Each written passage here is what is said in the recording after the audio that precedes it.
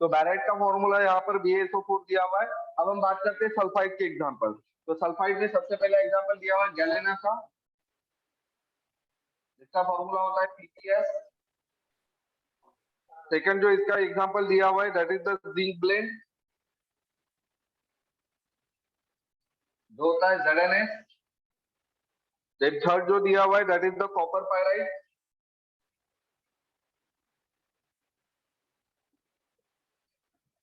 ठीक है, जिसका फॉर्मूला दिया हुआ है CuFeS2, ठीक है। तो ध्यान दीजिए, अभी मैं सबसे पहले आप लोग को यहाँ पर समझाता हूँ कि सल्फेट और सल्फाइड में फर्क क्या होता है।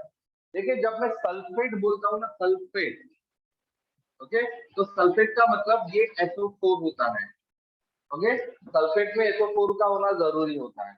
और जब मैं सल्फाइड बोलूंगा, सल्फाइड, ओके, तो सल्फाइड में सिर्फ S रहेगा, क्लियर है, ध्यान में रखना।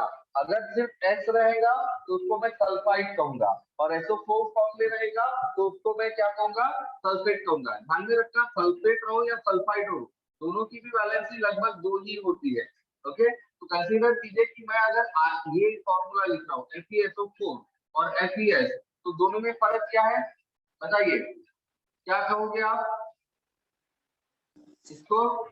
Zinc sulphate, zinc sulphate, sulphate, और इसको फेरस सल्फाइड, ओके, इसका नाम क्या होगा, फेरस सल्फेट, और इसको हम कहेंगे फेरस सल्फाइड, ओके। तो सल्फाइड कब कहेंगे, जब हम लोग के सिर्फ S प्रेजेंट रहेगा, और वो अगर SO4 फॉर्म में प्रेजेंट रहेगा तो उसको हम सल्फेट कहेंगे। जैसे समझ में आ रहा है? Yes sir. हाँ, तो सल्फेट के एग्जांपल कौन से, जिप्सम, इप्सम सॉल्ट और बैराइट, कौन से 3 एग्जांपल दिए हुए बताइए। एग्जांपल बोलो, gypsum, Epsom salt, barite, Epsom salt और बैराइट। अब जिप्सम का फॉर्मूला देखना, आप लोगों को क्या ध्यान में रखना है कि जिप्सम मतलब क्या, इप्सम मतलब क्या और बैराइट मतलब क्या। जिप्सम मतलब कैल्शियम सल्फेट, ऐसा ध्यान में रखना है। जिप्सम मतलब क्या होता है, calcium sulphate, calcium sulphate. Then Epsom, Epsom का मतलब magnesium sulphate, magnesium sulphate. MgSO4 मतलब मैग्नीशियम सल्फेट। और बैराइट का मतलब barium sulphate, barium sulphate. Got it, done, समझ में आ रहा है। और ये हाइड्रेटेड फॉर्म होते हैं जिप्सम और इप्सम सॉल्ट, ठीक है। जिप्सम जो होता है calcium sulphate type of H2O के साथ कंबाइन होता है, और इप्सम सॉल्ट में जो मैग्नीशियम सल्फेट होता है वो 7 टाइप ऑफ H2O के साथ कंबाइन होता है। Clear, clear? हाँ सर। हाँ सर। Okay, done. अब सल्फाइड में देखिए, सल्फाइड में 3 एग्जांपल दिए हुए हैं, गैलेना, जिंक ब्लेंड और कॉपर पायराइड। कौन से 3 एग्जांपल दिए हुए हैं? Galena, zinc blende and copper pyrite. हाँ, तो गैलेना का फॉर्मूला क्या दिया है, PbS, ओके। देन उसके बाद में जिंक ब्लेंड बोले तो ZnS, और फिर कॉपर पायराइट मतलब CuFeS2। Okay, done. तो ये हो गया हमारा सल्फर। अब सल्फर के बाद में जो नेक्स्ट हमारे एलिमेंट है वो है सेलेनियम एंड टेल्यूरियम।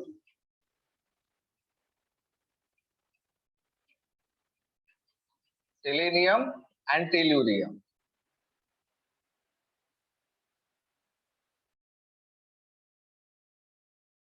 क्लियर है। अब सेलेनियम एंड टेल्यूरियम क्या होते हैं, इसके बारे में, ये कैसे प्रेजेंट होते हैं, तो देखिए ये भी आप लोगों के सेलेनाइड और टेल्यूराइड इन सल्फाइड ओवर्स, ओके। तो जनरली ये कौन से फॉर्म में प्रेजेंट होते हैं, तो ये प्रेजेंट होते हैं इन द फॉर्म ऑफ,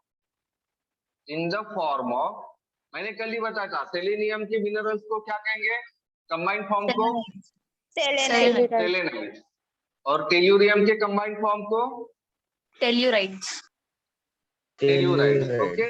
और ये प्रेजेंट होते हैं in the form of selenide and tellurides in sulphide ore, in sulphide ores. ये मतलब समझो आप, sulphide over.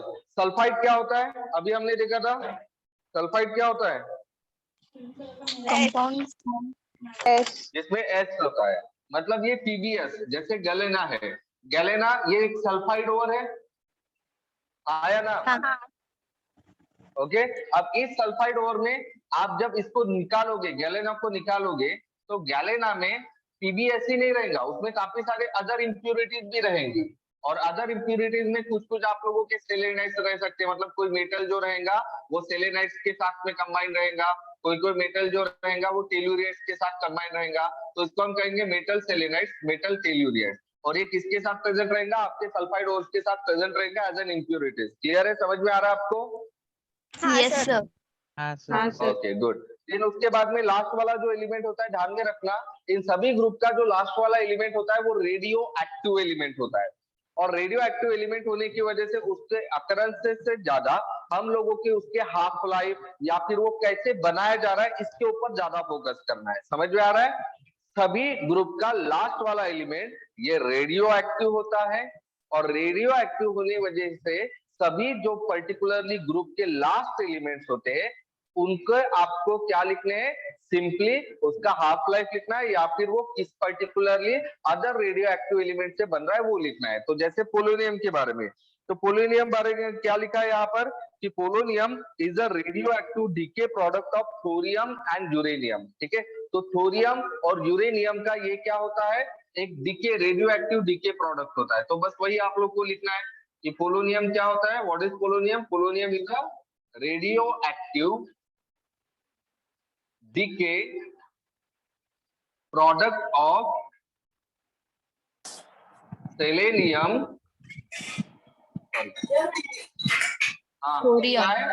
thorium and Uranium. Done. तो बस यही लिखना है आप लोग को। तो that's all about the occurrences of group 16 elements. Done, समझ में आ गया ग्रुप 16? हाँ सर। ठीक है, अब हम चलते हैं ग्रुप नंबर 17 के अकरेंसेस ऑफ ग्रुप 17।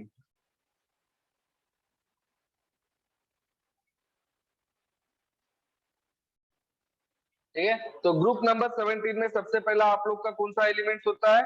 फ्लोरीन। ठीक है, तो फ्लोरीन जो होता है तो वो कौन कौन से फॉर्म में प्रेजेंट होता है? तो फ्लोरीन जो होगा, जाहिर सी बात है वो प्रेजेंट रहेगा फ्लोराइड के फॉर्म में, ये हम लोगों ने ऑलरेडी कहा हुआ है, बराबर है। फ्लोरीन कौन से फॉर्म में प्रेजेंट रहेगा? मतलब आप लोग को सबसे पहले तो ये बताना है कि फ्लोरीन जो होता है ये फ्री फॉर्म में होता है या कंबाइंड फॉर्म में। तो ध्यान में रखना, फ्लोरीन ये सिर्फ कंबाइंड फॉर्म में होता है, और फ्लोरीन के कंबाइंड फॉर्म को हम क्या कहते हैं? क्या कहते हैं? Fluorides. फ्लोराइड्स कहते हैं, बराबर है। तो सबसे पहले पॉइंट में हम ये लिखेंगे कि फ्लोरीन जो होता है, fluorine is present in the form of fluorides. Get it? क्या लिखेंगे सबसे पहले पॉइंट में कि it is present in the form of fluorides. तो ये फ्लोराइड्स के फॉर्म में प्रेजेंट होता है। ठीक है, अब सेकंड चीज यहाँ पर हम लिखेंगे कि ये फ्लोराइड फॉर्म में कहाँ कहाँ प्रेजेंट होते हैं। तो ये काफी सारे आप लोगों के मिनरल्स में प्रेजेंट होते हैं, इसके अलावा सॉइल्स में प्रेजेंट होते हैं, फ्रेश वाटर प्लांट में प्रेजेंट होते हैं, इसके अलावा आप लोगों के बोन्स एंड टीथ में भी ये प्रेजेंट होते हैं। Get it? डन। तो ध्यान में रखना ये कहाँ कहाँ प्रेजेंट होते हैं। अब ध्यान में रखना, इट इज प्रेजेंट इन, अब ये कहाँ कहाँ प्रेजेंट होते हैं? तो it is present in number 1 minerals, कुछ कुछ मिनरल्स में प्रेजेंट है, उसके नाम हम लिख लेंगे। देन उसके बाद में ये प्रेजेंट है सॉइल में। देन इसके बाद में ये कहाँ प्रेजेंट है आप लोग के? फ्रेश वाटर प्लांट में, फ्रेश वाटर प्लांट्स में ये प्रेजेंट है। देन इसके बाद में ये और कहाँ प्रेजेंट दिया है? Bones and teeth of animals, bones and teeth of animals, इन सब में ये प्रेजेंट होते हैं। ठीक है, डन। अब ध्यान में रखना मिनरल्स में कौन कौन से मिनरल्स में ये प्रेजेंट होते हैं। तो मिनरल्स कौन कौन से मिनरल्स दिए हुए? Fluorspar, cryolite, fluorapatite. ओके, तो ये कहाँ कहाँ प्रेजेंट होते हैं? 3 मिनरल्स के नाम दिए। पहला नाम दिया है फ्लोरस्पार, ये मिनरल्स के नाम है जो आप लोगों को ध्यान में रखने हैं। ठीक है, फ्लोरस्पार के बाद में नेक्स्ट कौन सा दिया हुआ है? क्रायोलाइट, एंड थर्ड दिया हुआ है फ्लोरापेटाइट, फ्लोरापेटाइट।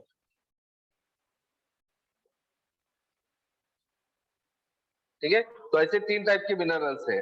तो फ्लोरस्पार का सबसे पहले फॉर्मूला दिया हुआ है CaF2 मतलब कैल्शियम फ्लोराइड। क्रायोलाइट का दिया हुआ है NH3Al, sodium aluminium fluoride. Then उसके बाद में फ्लोरापेटाइट का फॉर्मूला दिया हुआ है 3 times of calcium phosphate okay हाँ, देन .CaF2। तो ये फॉर्मूला आप लोग का किसका दिया है, फ्लोरएपेटाइट का फॉर्मूला दिया हुआ है। गेट इट, समझ में आ गया। तो ये हो गया हमारा क्या, फ्लोरीन का occurrences. This is the occurrences of the fluorine. अब हम बात कर लेते हैं इसके अलावा बचे हुए, that is the fluorine, bromine and iodine. ठीक है, सो वन बाय वन हम इसके सबके बारे में देखेंगे। तो सबसे पहले हम बात करेंगे तीनों की। ठीक है, कौन सी तीनों की, क्लोरीन के बाद में आ जाते क्लोरीन, ब्रोमीन एंड आयोडीन, इन तीनों के बारे में बात कर लें। ठीक है, अब सबसे इंपॉर्टेंट चीज बताइए, ये सब जो रहेंगे प्रेजेंट, फ्री फॉर्म में प्रेजेंट रहेंगे या कंबाइंड फॉर्म में प्रेजेंट रहेंगे? कंबाइंड फॉर्म में। Combined combined form. फॉर्म में। और तीनों के कंबाइंड फॉर्म को हम क्या कहते हैं वो बताइए। And in which type? हाँ, तीनों के कंबाइंड फॉर्म को हम क्या कहते हैं? क्लोराइड। तो पहला पॉइंट इसके जैसे लिखना, क्या, it is present in the form of, in the form of what, बताइए। Chloride, chloride, bromides, bromide iodide. iodide. And iodide. और ये सारे के सारे किसके क्लोराइड, ब्रोमाइड या आयोडाइड रहेंगे? तो वो रहेंगे पोटेशियम, कैल्शियम, एल्यूमिनियम और कौन सा दिया हुआ है, मैग्नीशियम एसेट्रा। बराबर है, इन सब के फॉर्म में रहेंगे। इसका मतलब समझ में आ गया क्या, ये स्टेटमेंट का मतलब क्या है? जैसे देखिए, ये स्टेटमेंट का मतलब जैसे आप फिलहाल ना it is present in the form of chloride of के। क्लोराइड ऑफ के मतलब KCl, क्लोराइड ऑफ कैल्शियम मतलब CaCl2, क्लोराइड ऑफ Al मतलब AlCl3, क्लोराइड ऑफ Mg मतलब MgCl2। समझ में आ रहा है? हाँ सर। ओके हाँ, उसी तरह से अगर मैं बोलूंगा ब्रोमाइड्स ऑफ के, ब्रोमाइड्स ऑफ के मतलब क्या होगा, KBr, ब्रोमाइड ऑफ कैल्शियम मतलब CaBr2, then bromide of aluminium मतलब AlBr3, then bromide of Mg मतलब MgBr2। Got it? समझ में आ रहा है आपको? हाँ, Yes, sir. उसी तरह से आयोडाइड का भी हो जाएगा। क्लियर है? तो ये सारे के सारे जो फॉर्म आप लोग के प्रेजेंट होते, ये सब कहाँ प्रेजेंट होते, इन सी वाटर। ये सब के सब कहाँ प्रेजेंट होते, सी वाटर। तो हम लिखेंगे कि it is present in sea water. ये कहाँ प्रेजेंट होते हैं, इन सी वाटर। ठीक है, अब इसके बाद में यहाँ पर एक और चीज होती है कि जो हमारे सी बेड होते हैं उसमें जो ड्राइड सॉल्ट होता है, ठीक है, deposit of dried up sea bed, okay, then वहां पर भी ये प्रेजेंट होता है, लेकिन उसके अंदर sodium chloride and carnallite present होता है। ठीक है, तो ध्यान में रखना, हम ये भी लिखेंगे कि ड्राइड अप मतलब सूखा हुआ sea bed, okay, contains NaCl and carnallite. तो ये आप लिख देंगे। Okay done. कार्नेलाइट का फॉर्मूला दिया हुआ है, क्या फॉर्मूला दिया हुआ है कार्नेलाइट का? Tell me what is the formula for carnallite? It is the KCl.MgCl2 times of H2O, KCl.MgCl2 times of H2O, ये कार्नेलाइट का फॉर्मूला होता है। ठीक है, इसके अलावा यहाँ पर आयोडीन के अकरेंसेस के बारे में एक स्पेशल चीज कही गई है। क्या कहा गया है कि भाई marine life also contains iodine in their system. ठीक है, तो हम ये बोलेंगे कि iodine present in marine life system. Okay, तो मरीन जो लाइफ होती है, जैसे फिशेस हो गए या एक्वाटिक एनिमल जो हो गए, इनके जो सिस्टम्स होते हैं, जैसा रेस्पिरेटरी सिस्टम, एक्सक्रीटरी सिस्टम वगैरह वगैरह, इन सब में भी आप लोगों का आयोडीन प्रेजेंट होता है। तो जैसे यहाँ पर एग्जांपल भी दिया हुआ है कि Chile saltpetre contains up to 0.2% of sodium iodate. Okay, तो इसका एग्जांपल क्या दिया हुआ है, Chile peter salt, Chile saltpetre contains 0.2% of sodium iodate मतलब NaI। आयोडेट है वो, आयोडेट मतलब IOC होता है। Okay done. तो ये होता है आप लोग का आयोडीन। अब हम बात करते हैं हमारे लास्ट, दैट इज द एस्टेडाइन।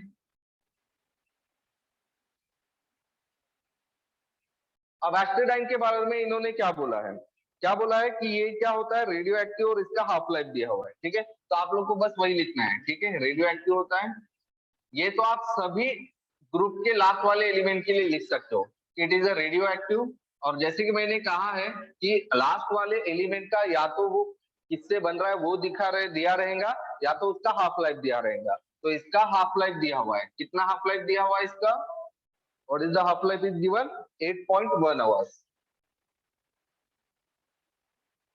अच्छा, हाफ लाइफ क्या होता है बताइए मुझे।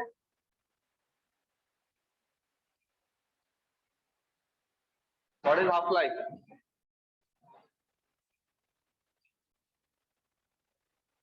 हाफ लाइफ क्या होता है बे गधो।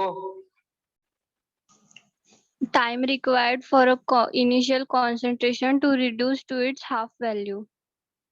Very good. Okay, it is the time required for the reactant or for the any compound, ठीक है, to क्या करेगा, to reduce its concentration by the half. Okay, then उसको कहा जाता है half life. Okay, तो ये हो गया हमारा ग्रुप नंबर 17 के occurrences। तो समझ में आ गया, इसमें समझ में आ गया, अरे हाँ ना, कुछ तो बोलो। हाँ सर। ठीक है, तो देखिए क्या होता है, ये चीजें डिफिकल्ट नहीं होती है, ये चीजें इसीलिए डिफिकल्ट हम लोगों को लगती है क्योंकि एक तो ये चीजें थोड़ी सी याद करने वाली होती है। अब याद करना कोई बहुत बड़ा टास्क नहीं होता है, वो डिफिकल्ट नहीं होता है, सिर्फ तरीका होता है याद करने का। याद करने का तरीका ये होता है कि चीजों को आप सिंप्लीफाइड करना सीखिए। अगर आप एज इट इज जैसे है वैसे लाइन को रखने की कोशिश करोगे तो वो डिफिकल्ट हो जाता है। उससे अच्छा बेटर है कि वो लाइन को आप समझो और उसके हिसाब से अपने खुद के एक स्टेटमेंट बनाओ, वो भी एक स्पेसिफिक फॉर्मेट में, कि जहां पर आप फॉर्मेट को चेंज ना करने की कोशिश कीजिए। तो अल्टीमेटली आप लोगों को क्या हो जाएगा, चीजें आसानी से याद हो जाती है। क्लियर है। अब हम चलते हैं लास्ट वाले, that is the group 18 elements के बारे में देखिए। ठीक है, तो ग्रुप 18 एलिमेंट्स के बारे में अगर हम बात करते हैं तो ग्रुप 18 एलिमेंट्स में ऑल नोबल गैसेस, सभी के सभी नोबल गैसेस एक्सेप्ट लास्ट वाला, कौन सा होता है एक्सेप्ट लास्ट वाला, कौन सा होता है, रेडॉन। ठीक है, तो ये सारे के सारे नोबल गैसेस कहाँ प्रेजेंट होते हैं, एटमॉस्फेयर में प्रेजेंट होते हैं, एयर में प्रेजेंट होते हैं। तो मुझे बताओ, अगर ये एटमॉस्फेयर या एयर में प्रेजेंट है तो ये कौन से फॉर्म में प्रेजेंट है, कंबाइंड फॉर्म में या फ्री फॉर्म में। कंबाइंड फॉर्म हाँ, नोबल गैसेस कंबाइंड फॉर्म में कैसे रहेंगे, में। नोबल गैसेस मतलब इनर्ट गैसेस। इनर्ट क्यों कहा जाता है इसको, क्योंकि वो किसी भी रिएक्शन में इन्वॉल्व नहीं होते। रिएक्ट नहीं होते, रिएक्ट नहीं हो रहे मतलब ये किसी के साथ भी कंबाइन नहीं होते। नहीं हो रहे। भाई रिएक्ट होंगे तभी कंबाइन होंगे ना, ये रिएक्ट ही नहीं होते तो कंबाइन कैसे होंगे। तो ये कंबाइन फॉर्म में रहेंगे या फ्री फॉर्म में रहेंगे, फ्री फॉर्म में रहेंगे। फ्री फॉर्म में, जाहिर सी बात है, बराबर है। तो ये जनरली हमारे एयर में प्रेजेंट होता है, और कितना प्रेजेंट होता है, ड्राई एयर में लेस देन नियर अबाउट 1%। ठीक है, तो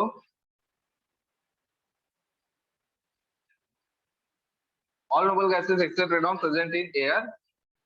ठीक है, तो इट कॉन्स्टिट्यूट, या फिर आप ये लिख सकते हो कि कितने अमाउंट में प्रेजेंट होता है, इट कॉन्स्टिट्यूट 1% बाई वॉल्यूम। ठीक है, तो 1% बाई वॉल्यूम के फॉर्म में ये प्रेजेंट होता है। अब इसके बाद में नेक्स्ट यहाँ पर क्या दिया हुआ है कि इसमें भी सबसे ज्यादा कौन रहता है, एरेगॉन। ठीक है, तो argon is the major component.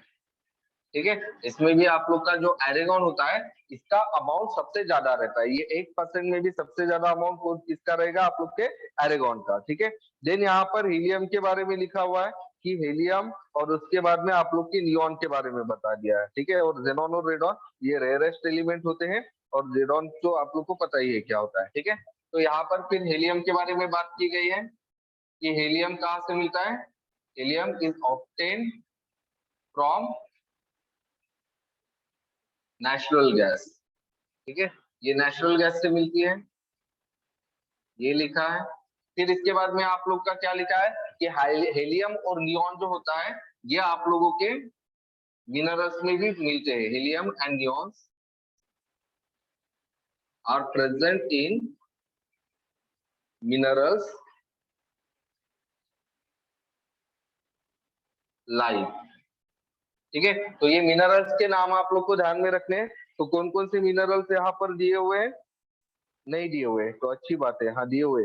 Pitch blend, monazite and cleveite. Okay, तो इसके एग्जांपल कौन कौन से? Pitchblende, monazite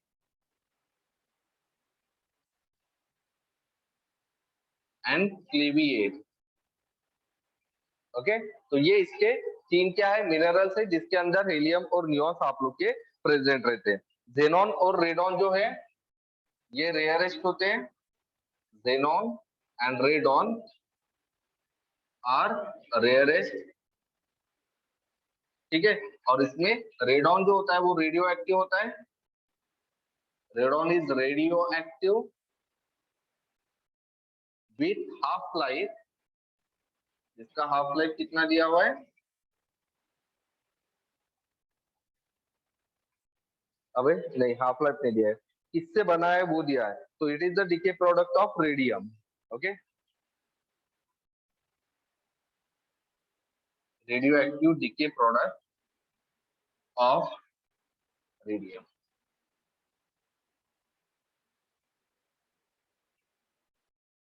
Done. So this is all about the group 18 occurrences. Clear है? समझ में आ गया अभी?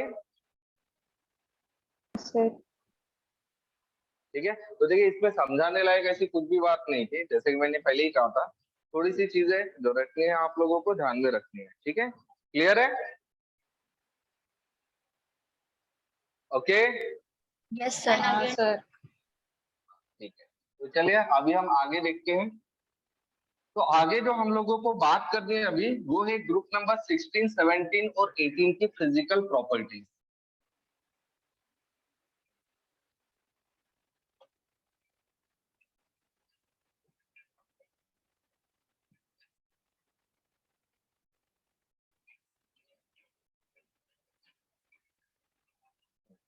तो अभी हम बात करेंगे that is the physical properties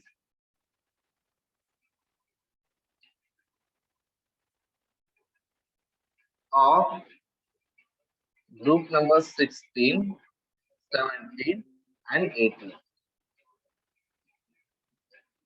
okay, तो अब फिजिकल प्रॉपर्टीज में हम लोग को कौन कौन सी फिजिकल प्रॉपर्टीज को पढ़ना है? सबसे पहले हम इसको एनलिस्ट कर लेते हैं, फिर उसके बाद में ये जो फिजिकल प्रॉपर्टीज होती है वो एग्जैक्टली क्या होती है उसके बारे में हम देख लेंगे, और फिर उसके बाद में हम ये देखेंगे कि ये फिजिकल प्रॉपर्टीज किस तरह से चेंज होंगी जब हम टॉप टू बॉटम जाएंगे। क्योंकि हम लोगों को ये ग्रुप वाइज पढ़ना है, तो ग्रुप वाइज पढ़ना है इसका मतलब हम लोग को सिर्फ टॉप टू बॉटम ही कंसिडर करना पड़ेगा। समझ में आ रहा है? हम लोग को लेफ्ट टू राइट इसको कंसीडर करने की कोई जरूरत नहीं। हमारे लिए मेन कंसर्न है टॉप टू बॉटम, क्योंकि हम लोग को ग्रुप वाइज पढ़ने हैं ये सारे के सारे एलिमेंट। समझ में आ रहा है आपको? हाँ, सर. हाँ ठीक है, तो सबसे पहले हम बात कर लेते हैं कि कौन कौन सी फिजिकल प्रॉपर्टीज हम लोगों को यहाँ पर पढ़नी है। तो हम लोगों को यहाँ पर जो पढ़नी है, ठीक है, वो atomic size, ionisation enthalpy, electron gain enthalpy and electronegativity, ये ऐसी चार फिजिकल प्रॉपर्टीज को हम पढ़ेंगे यहाँ पर। ठीक है, कौन कौन सी? सबसे पहला है एटॉमिक साइज। ठीक है, उसके बाद में आप आयनिक साइज भी लिख सकते हो, आयोनिक साइज या आयोनिक रेडाई। देखिए आप इसको साइज लिखिए या फिर रेडाई लिखिए, कोई फर्क नहीं पड़ेगा। ठीक है, डन। आप इसको एटॉमिक रेडियस बोलिए या एटॉमिक साइज बोलिए, आप इसको आयोनिक रेडियस बोलो या फिर आयोनिक साइज बोलिए, ठीक है, उससे कोई फर्क नहीं पड़ना है। देन थर्ड जो होता है that is the ionisation enthalpy, ionisation enthalpy. ठीक है, देन जो फोर्थ होता है वो होता है इलेक्ट्रॉन गेन एंथैल्पी,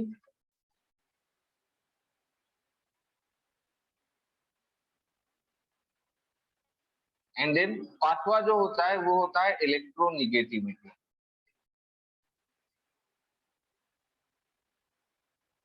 ठीक है, तो ये 5 क्या है, ये 5 what are this?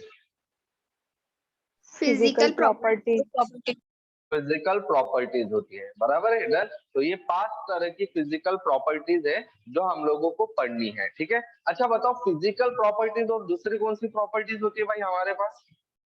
Chemical property. Chemical property. Chemical properties. अच्छा बताओ, क्या होता है फिजिकल प्रॉपर्टीज और क्या होती है केमिकल प्रॉपर्टीज, डिफरेंस बता सकते हो आप मुझे?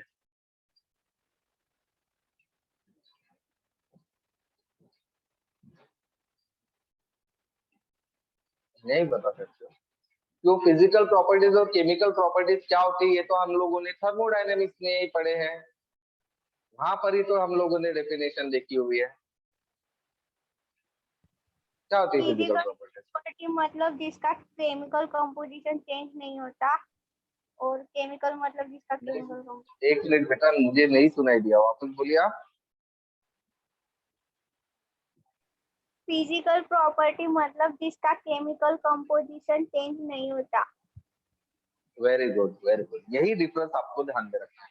फिजिकल प्रॉपर्टीज मतलब ऐसी प्रॉपर्टीज, ठीक है, which can be studied without changing its chemical composition, and chemical properties are the properties in which the chemical composition of the compound changes. Okay, तो फिजिकल प्रॉपर्टीज में कंपोजिशन चेंज नहीं होता है, chemical properties में composition change होता है। तो अभी हम लोग को जो फिजिकल प्रॉपर्टीज पढ़नी है इन सारे के सारे एलिमेंट्स की। तो सबसे पहले हम बात करते हैं एटॉमिक साइज की।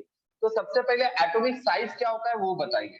देखिए, आप लोग को पता है साइज, किसी भी चीज का साइज हम कैसे गिनते हैं? जैसे इसका साइज कैसे गिनेंगे आप, इसका साइज?